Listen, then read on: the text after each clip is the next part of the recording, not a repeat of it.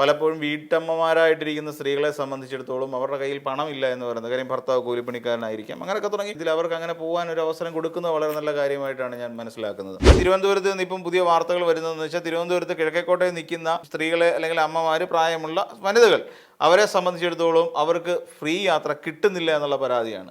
അല്ലറ ചില്ലറ കുഴപ്പങ്ങളൊക്കെ ചില ജില്ലകളിൽ തൃശ്ശൂരൊക്കെ ഉണ്ടായിട്ടുണ്ടെങ്കിൽ കൂടെയും വലിയ തരക്കേടില്ലാത്ത രീതിയിൽ ഇന്ന് എന്തായാലും ഉദ്ഘാടനമൊക്കെ കഴിഞ്ഞു പോയിട്ടുണ്ട്. ഇപ്പൊ സർവീസുകൾ നടന്നുകൊണ്ടിരിക്കുന്നുണ്ട്. ഈ പറയുന്ന ഫാസ്റ്റ് പാസഞ്ചറിലാണെങ്കിലും സൂപ്പർ ഫാസ്റ്റിലൊക്കെ ഞങ്ങൾക്ക് ഫ്രീ സർവീസ് വേണം, ഞങ്ങളെ ഫ്രീ ആയിട്ട് കൊണ്ടുപോകണം എന്നൊക്കെ പറഞ്ഞാൽ നടക്കുന്ന കാര്യമാണോ? ഒരു വലിയ സംഭവമായി തന്നെ ഇതിനെ കാണേണ്ടി വരും. UDF സർക്കാരിന്റെ സ്ത്രീകൾക്ക് സൗജന്യ ഓർഡിനറി ബസ്സുകളുടെ സൗജന്യ യാത്ര നൽകിക്കൊണ്ടുള്ള പ്രിയദർശിനി പദ്ധതിക്ക് തുടക്കമായിട്ടുണ്ട്. ഇന്ന് മുതൽ ആരംഭിച്ചു. എല്ലാ ജില്ലയിലും അതിന്റെ ഉദ്ഘാടനങ്ങളൊക്കെ നടന്നു.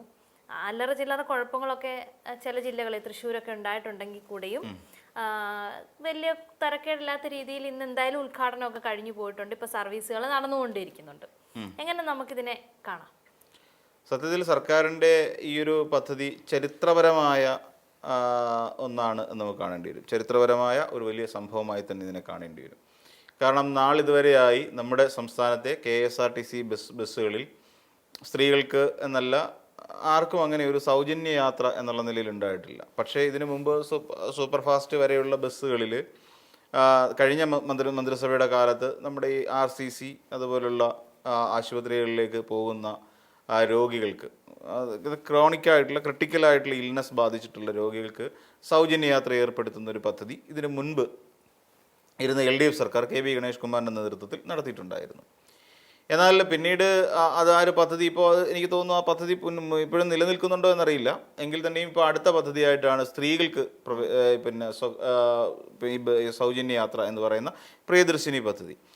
നമ്മുടെ വനിതാ ശിശുക്ഷേമ വികസന വകുപ്പ് മന്ത്രി ബിന്ദു കൃഷ്ണയുടെ തലേ പായസം വീണാലും കുഴപ്പമില്ല, പദ്ധതി കുഴപ്പമില്ലാത്തൊരു പദ്ധതിയാണ്. എനിക്ക് തോന്നുന്നു പ്രിയദർശിനി എന്ന് പറയുന്ന പേര് നിർദ്ദേശിച്ചത് ബിന്ദു കൃഷ്ണ എന്നാണെന്ന് എനിക്ക് തോന്നുന്നു. അപ്പോൾ അങ്ങനെ ആ ഒരു പദ്ധതിയുമായി മുന്നോട്ട് പോയിക്കൊണ്ടിരിക്കുകയാണ്. നല്ല റെസ്പോൺസ് കിട്ടുന്നുണ്ട്. അങ്ങനെ നേരത്തെ വിദ്യ സൂചിപ്പിച്ച പോലെ തന്നെ അവിടെയും ഇവിടെയും ചില അസ്വസ്ഥതകളുണ്ട് എന്നുള്ളത് വാസ്തവമാണ്. ഇതിനകത്തിൽ പോസിറ്റീവ് ഘടകം എന്ന് വെച്ച് കഴിഞ്ഞാൽ ഇവിടെ എല്ലാ തരത്തിലും സ്ത്രീകൾക്ക് ഒരു മുന്നേറ്റത്തിന് വേണ്ടിയിട്ട് ഇപ്പോൾ നമ്മൾ പരിശ്രമിക്കുമ്പോൾ ഈ രീതിയിൽ സ്ത്രീകൾക്കൊരു സൗജന്യ ബസ് യാത്ര എന്ന് പറയുന്നത് എന്തായിരുന്നാലും നല്ല ഒരു കാര്യമായി തന്നെ നമുക്ക് പരിഗണിക്കേണ്ടി വരും. അവർക്ക് യഥേഷ്ടം അവരുടെ ആവശ്യങ്ങൾക്ക് വേണ്ടി യാത്ര ചെയ്യാനും ഇപ്പോൾ നമ്മൾ ആലോചിച്ച് നോക്കിയുള്ളൂ, പല പലരെയും സംബന്ധിച്ചിടത്തോളം ഇപ്പം സ്ത്രീകൾക്ക് യാത്ര ചെയ്യണമെന്നുണ്ട്. പക്ഷേ പലപ്പോഴും വീട്ടമ്മമാരായിട്ടിരിക്കുന്ന സ്ത്രീകളെ സംബന്ധിച്ചിടത്തോളം അവരുടെ കയ്യിൽ പണമില്ല എന്ന് പറയുന്നത് കാര്യം ഭർത്താവ് കൂലിപ്പണിക്കാരനായിരിക്കാം. അങ്ങനെയൊക്കെ തുടങ്ങി ഒരുപാട് ചിലപ്പം അങ്ങനെ പൈസ ഒന്നും ഉണ്ടാവാത്തൊരു സാഹചര്യത്തിൽ അവർക്ക് അങ്ങനെ പോകാൻ ഒരു അവസരം കൊടുക്കുന്നത് വളരെ നല്ല കാര്യമായിട്ടാണ് ഞാൻ മനസ്സിലാക്കുന്നത്. പിന്നെ 2 തൊഴിലിടങ്ങളിലേക്ക് പോകുന്ന പാവപ്പെട്ട സ്ത്രീകളുണ്ട്. വീട്ടുജോലി, ചില കമ്പനികൾ സ്വീപ്പർ പോസ്റ്റുകളിലേക്ക് തസ്തികകളിലേക്ക് ജോലി ചെയ്യാൻ പോകുന്നവർ, അങ്ങനെ സാധാരണക്കാരായ ജോലി ചെയ്യുന്ന സ്ത്രീകളെ സംബന്ധിച്ചിടത്തോളം ഇതൊരു വലിയ ഉപകാരമാണ്. അവർക്ക് പ്രതിമാസം ഒരു തുക ലാഭിക്കാൻ കഴിയുന്നു. ഒരു ദിവസം അങ്ങോട്ടും ഇങ്ങോട്ടും 30 രൂപയാണെന്നുണ്ടെങ്കിൽ അല്ലെങ്കിൽ 60 രൂപ ചിലവാകുന്ന സ്ത്രീകൾക്കാണെങ്കിൽ ഒരു മാസം 1800 രൂപ വരെ ചിലവാകും. അപ്പോൾ 1800 രൂപ ചിലവാകുമ്പോൾ അവർക്ക് ഒരു തുക, അവർക്ക് 1800 രൂപ മിച്ചം പിടിക്കാനോ അല്ലെങ്കിൽ മറ്റെന്തിലേക്കോ ചെറിയൊരു സമ്പാദ്യത്തിലേക്കെങ്കിലും അവർക്ക് ഇൻവെസ്റ്റ് ചെയ്യാൻ സാധിക്കുന്നു എന്നുള്ളത് അവരെ സംബന്ധിച്ചിടത്തോളം വളരെ പ്രാധാന്യമർഹിക്കുന്ന ഒരു കാര്യം തന്നെയാണ്. അപ്പം അങ്ങനെ സാധാരണ വീട്ടുജോലിക്കൊക്കെ പോകുന്നവർക്ക് അത് പ്രയോജനം ചെയ്യും എന്നുള്ളത് ഒരു വലിയ കാര്യം തന്നെയാണ്. ആ നിലയ്ക്ക് നോക്കുമ്പോഴും ഈ പറയുന്ന പ്രിയദർശിനി എന്ന് പറയുന്ന പദ്ധതി കേരളത്തെ സംബന്ധിച്ചിടത്തോളം ഒരു അവശ്യം സർവീസായി മാറുന്നു എന്നുള്ളതാണ്. അപ്പോൾ ഇതിനകത്ത് ഇനിയിപ്പം ഇതാണ് എൻ്റെ ഒരു പ്രധാനപ്പെട്ട ഒരു ഘടകം. അതായത് സ്ത്രീകൾക്ക് വളരെ ഗുണകരമായ ഒരു പ്രോജക്റ്റായി, ഒരു പദ്ധതിയായി ഇത് മാറുന്നു. ഇനി രണ്ടാമത്തെ നെഗറ്റീവ് വശങ്ങളെക്കുറിച്ച് ചിന്തിക്കുമ്പോൾ ഇതിനകത്ത് ഏറ്റവും പ്രധാനപ്പെട്ട ഒരു കാര്യം, ഈ പറയുന്ന എല്ലാ ജില്ലകളിലേക്കും ഇത് ഒരു ഒരു സമത്വത്തോടു കൂടി അവതരിപ്പിക്കാൻ പറ്റില്ല. കാരണം പല ജില്ലകളിലും KSRTC ബസ്സുകളുടെ എണ്ണത്തിലുണ്ടാകുന്ന കുറവ്, ഇപ്പോൾ നമ്മൾ നോക്കിക്കഴിഞ്ഞാൽ മലപ്പുറം ജില്ലയെ സംബന്ധിച്ചിടത്തോളം ഏറ്റവും കുറവ് ബസ്സുകൾ ഓടിക്കൊണ്ടിരിക്കുക, 98 ബസ്സുകൾ മാത്രമാണ് മലപ്പുറം ജില്ലയെ സംബന്ധിച്ചിടത്തോളം ഉള്ളത്. അപ്പം മലപ്പുറം ജില്ലയിൽ അല്ലെങ്കിൽ മലബാർ മേഖലയിലുള്ള പല സ്ഥലങ്ങളിലും ഇതുമായി ബന്ധപ്പെട്ട പ്രയോജനം ലഭിക്കില്ല എന്നുള്ളതാണ് അതിനകത്തിലെ ഏറ്റവും ഒരു പ്രധാനപ്പെട്ട പ്രശ്നം. കാരണം അവിടെ പ്രൈവറ്റ് ബസ് മേഖല കൈയടക്കി വെച്ചിരിക്കുന്ന ഒരു പ്രദേശം കൂടി ആയതുകൊണ്ട് തന്നെ അവരെ സംബന്ധിച്ചിടത്തോളം അത് അത്ര ഗുണകരമായി ഭവിക്കില്ല. അവർക്ക് ബുദ്ധിമുട്ടുണ്ടാക്കും. ബുദ്ധിമുട്ടെന്ന് മാത്രമല്ല, അതിനൊരു ഇതൊരു എല്ലാ സ്ത്രീകൾക്കും കിട്ടുന്ന ഒന്നാണ് എന്ന് നമുക്ക് പൂർണ്ണമായി അവകാശപ്പെടാൻ കഴിയാത്ത നിലയിലേക്ക് ഈ പറയുന്ന പദ്ധതി മാറ്റപ്പെടും. കാരണം അവിടെയുള്ളവരെ സംബന്ധിച്ചിടത്തോളം പ്രൈവറ്റ് ബസ്സിൽ കയറാൻ നിർബന്ധിതരാകുകയാണ്. കാര്യം ഞങ്ങൾക്ക് പ്രൈവറ്റ് ബസ് അല്ലാതെ വേറെ ഒരു യാത്രാ മാർഗമില്ല, KSRTC ഇല്ല. അപ്പോൾ അങ്ങനത്തെ സാഹചര്യങ്ങളൊക്കെ വരും. അപ്പോൾ അതുകൊണ്ട് എല്ലാ സ്ത്രീകളിലേക്കും ഇതിൻ്റെ ഒരു ഗുണഫലം കിട്ടില്ല എന്നുള്ളത് തന്നെയാണ് അതിൽ ഏറ്റവും പ്രധാനപ്പെട്ട മറ്റൊരു കാര്യം. മറ്റൊന്ന് നമ്മൾ ചിന്തിക്കുകയാണെങ്കിൽ പുരുഷന്മാരുടെ ഇടയിൽ നിന്ന് ഇപ്പം അക്മ പോലെയുള്ള സംഘടനകൾ, ആൾ കേരള മെൻസ് അസോസിയേഷൻ പോലെയുള്ള സംഘടനകൾ ഇതുമായി ബന്ധപ്പെട്ടുകൊണ്ട് ചെറിയ പ്രതിഷേധമൊക്കെ നടത്തി ബസ് തടയുന്ന ഉൾപ്പെടെയുള്ള അവർ പറയുന്നത് സീനിയർ സിറ്റിസൺസിന് അവർക്കൊരു സൗജന്യ യാത്ര അനുവദിച്ചു കൊടുക്കണം, നല്ല കാര്യമാണ്. പക്ഷേ അതിനെ VD സതീശൻ ഇങ്ങനെ ആയിരിക്കരുതായിരുന്നു സമൂഹ മാധ്യമങ്ങളിലൂടെ അടക്കം പറയേണ്ടിയിരുന്നത്. അവർ കൊണ്ടുപോകുന്ന കാശിൻ്റെ ഭൂരിപക്ഷവും തിരിച്ച് സർക്കാരിലേക്ക് തന്നെ, എന്ന് വെച്ചാൽ അവർ ബ്യൂറേജിൽ പോയി സാധനം മേടിച്ച് അടിക്കുന്നു എന്നുള്ളതാണ്. അപ്പം എല്ലാ പുരുഷന്മാരെയും പിന്നെ ഈ പറയുന്ന സീനിയർ സിറ്റിസൺസിനെയും അപമാനിക്കുന്നതിന് തുല്യമായ ഒരു വാക്കായിട്ടാണ് എനിക്ക് തോന്നിയത്. കാര്യം ഞങ്ങൾക്ക് തിരിച്ച് ഇവിടേക്ക് തന്നെ വരും എന്ന് പറയുന്ന അതിൽ അർത്ഥം വയ്ക്കുന്നത് ഇത് തന്നെയാണ്. അല്ലാതെ ഇവരാരും ടാക്സ് അടയ്ക്കുന്നു എന്നുള്ളതല്ലോ. അവർ മദ്യം മേടിച്ച് ഉപയോഗിക്കുന്നു, മദ്യത്തിൻ്റെ ഉപഭോഗം അങ്ങനെ വരുന്ന സമയത്ത് പുരുഷന്മാർക്കിടയിലുണ്ട്. ഇവിടെ സ്ത്രീകൾ മദ്യപിക്കുന്നില്ലേ? സ്ത്രീകളും മദ്യപിക്കുന്നവരുണ്ട്, ഇല്ലാന്ന് തീർത്ത് പറയാൻ പറ്റുമോ? ഈ പറഞ്ഞ മുഖ്യമന്ത്രിക്ക് പറയാൻ പറ്റുമോ? കൂലിപ്പണി എടുക്കുന്നവരും മദ്യപിക്കുന്നുണ്ട്, അവരാരും പരസ്യമേ മദ്യപിക്കുന്നില്ല എന്ന് പറയും. പിന്നെ മദ്യപിക്കുമ്പോൾ പുരുഷന്മാരുടെ തലയിൽ കെട്ടിവെക്കുന്നത് മാത്രമേ ഉള്ളൂ. കേരളത്തിലുള്ള ബിവറേജ് കോർപ്പറേഷനിൽ നിന്ന് വിറ്റുപോകുന്ന മദ്യം 100% പുരുഷന്മാർ തന്നെയാണ് മദ്യപിക്കുന്നതെന്ന് നമുക്ക് ഉറപ്പിച്ച് പറയാൻ പറ്റാത്ത സാഹചര്യം ഉണ്ടെന്നേ.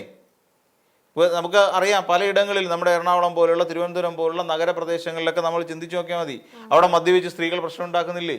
എത്രയോ നടികളെ മദ്യപിച്ച് പോലീസ് പിടിക്കപ്പെട്ടില്ലേ? മദ്യപിച്ച് മതോന്മത്തരായ വാഹനം ഓടിച്ച് ആക്സിഡന്റ് വരുത്തിയ നടിമാർ വരെ ഇല്ലേ? അതൊക്കെ സ്ത്രീകളല്ലേ?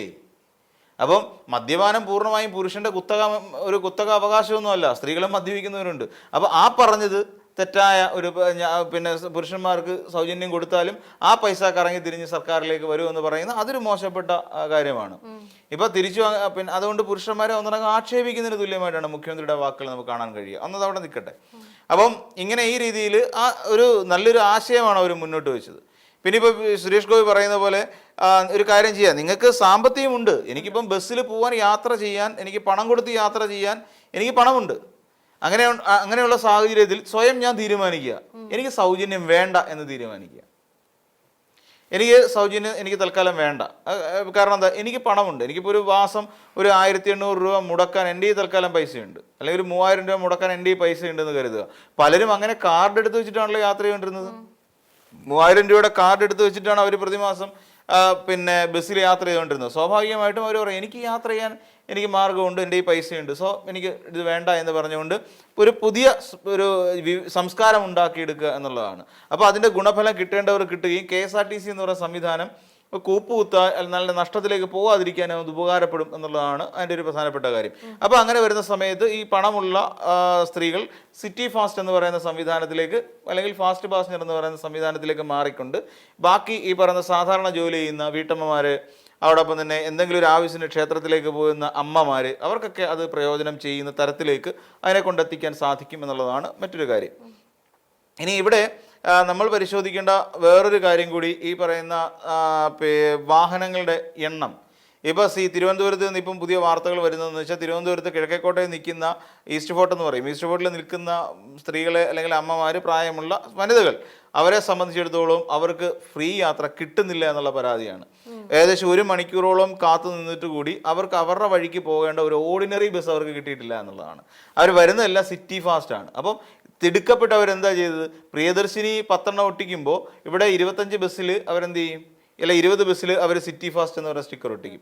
അതുവരെ ഇന്നലെ വരെ ഓർഡിനറി ആയി ഓടിക്കൊണ്ടിരുന്ന ബസ്സുകളെല്ലാം ഇന്ന് രാവിലെ 9 മണിയായപ്പോൾ സിറ്റി ഫാസ്റ്റുകളായി മാറി.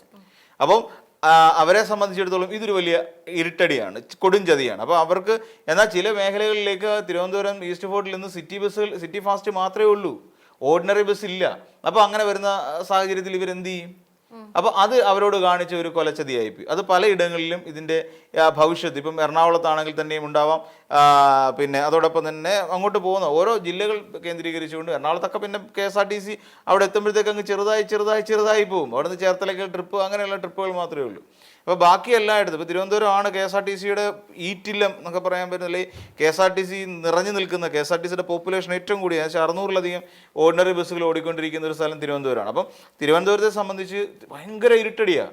തിരുവനന്തപുരത്ത് ഇത് മാനേജ് ചെയ്യാൻ പറ്റുന്ന ഒരു തമ്പാനൂർ ബസ് സ്റ്റാൻഡ് എന്ന് പറയുന്ന ബസ് സ്റ്റാൻഡും പിന്നെ ഈസ്റ്റ് ഫോർട്ട് എന്ന് പറയുന്ന കിഴക്കേക്കോട്ട, ഇവിടെ രണ്ടിടത്തും KSRTC മാനേജ് ചെയ്തുകൊണ്ടിരിക്കുക. കാര്യം അത്രത്തോളം ബാഹുല്യം, അത്രത്തോളം എണ്ണക്കൂടുതലാണ് ബസ്സിൻ്റെ.